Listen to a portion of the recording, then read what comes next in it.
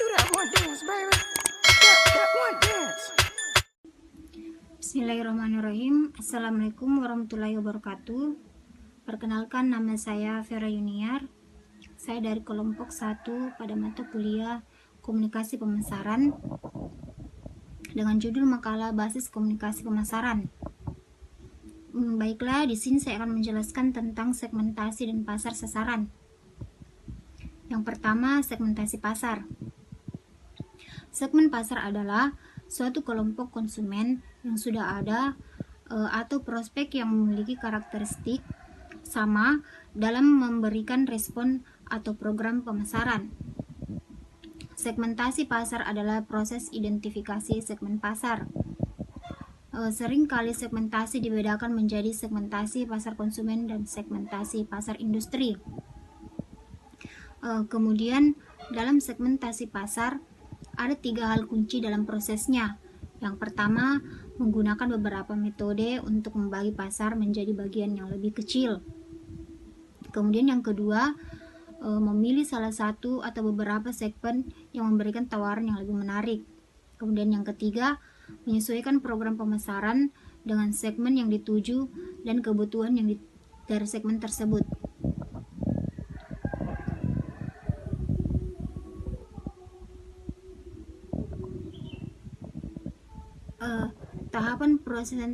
Tahapan proses segmentasi pasar dibagi menjadi beberapa bagian.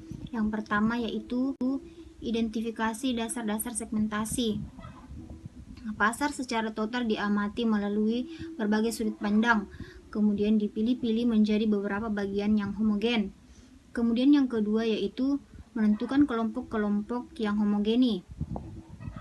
Pengertian homogenitis di sini adalah mencari kesamaan atau pemahaman yang umum digunakan dari sub-sub kelompok dari pasar secara keseluruhan. Kemudian dipisahkan dalam kelompok tersendiri. Kemudian yang ketiga, evaluasi terhadap setiap segmen, melakukan pemilihan pasar dan menentukan homogenitas dari sub-sub pasar merupakan langkah penting untuk menentukan target pasar. Kemudian yang keempat, seleksi pasar sasaran.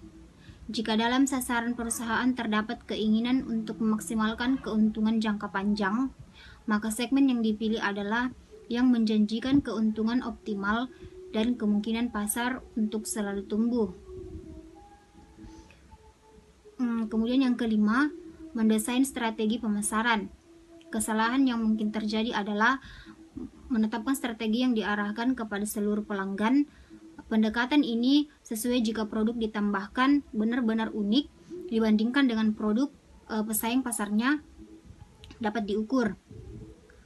Kemudian yang keenam, implementasi dan pengendalian. Langkah terakhir segmentasi adalah melakukan implementasi program pemasaran yang disesuaikan dengan segmen tersebut. Kemudian dilakukan pengamatan atas reaksi calon pasar serta reaksi pesaing dalam segmen sesama. Kemudian yang kedua, saya akan menjelaskan sedikit tentang pasar sasaran. Pada tahap ini, pertumbuhan penjualan produktif mulai ada kalanya penurunan antara lain disebabkan karena adanya pesaing-pesaing baru yang belum ditemui di pasar baru yang belum Kemudian yang kedua, saya akan menjelaskan tentang pasar sasaran. Pada tahap ini, pertumbuhan penjualan produk mulai berhenti dan ada kalanya menurun. Penurunan antara lain disebabkan karena adanya pesaing-pesaing baru yang mungkin belum ditemui di produk baru diluncurkan. Pesaing-pesaing ini perlahan-lahan menggerogoti segmen sasaran dan membuat produk semakin jauh dari pasar sasaran yang diinginkan. Di mana pasar sasaran adalah kelompok pembeli atau konsumen yang mempunyai sifat-sifat yang sama yang dapat membuat pasar itu berdiri sendiri. Adanya kelompok orang dengan ciri yang sama belum berarti mereka terbentuk menjadi sebuah pasar sasaran.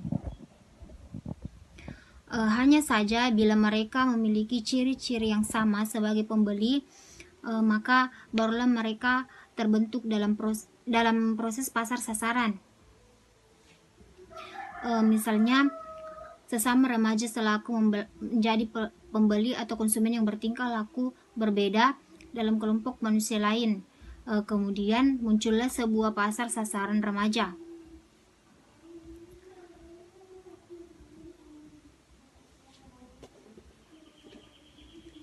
Selama ini sudah terlihat gejala semakin banyak perusahaan target market yang akan dituju.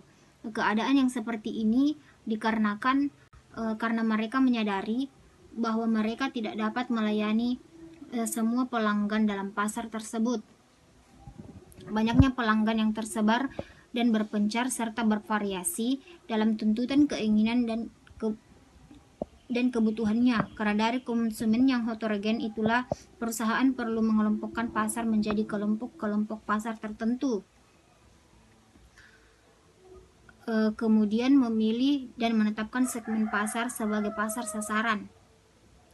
Dengan adanya hal semacam ini, perusahaan terbantu untuk mengidentifikasi sebuah peluang pasar dengan lebih baik. Maka dari itu, perusahaan dapat mengembangkan produk dengan tepat yang dapat menentukan saluran distribusi dan periklanan yang sesuai dan efisien, dan mampu menyesuaikan suatu harga bagi barang atau jasa yang ditawarkan bagi target pasar. Pasar sasaran merupakan sekelompok konsumen atau pembeli secara khusus menjadi sebuah sasaran usaha pemasaran bagi perusahaan.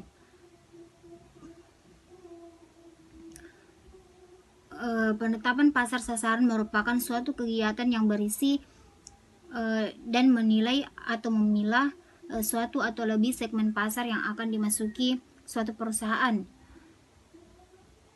Jika perusahaan ingin menentukan sebuah segmentasi pasar yang akan dimasukinya, maka langkah yang utama yaitu menilai dan menghitung seksi profit dari berbagai macam segmen yang ada. Kemudian perusahaan dapat mengikuti salah satu antara dari 5 strategi peliput pasar.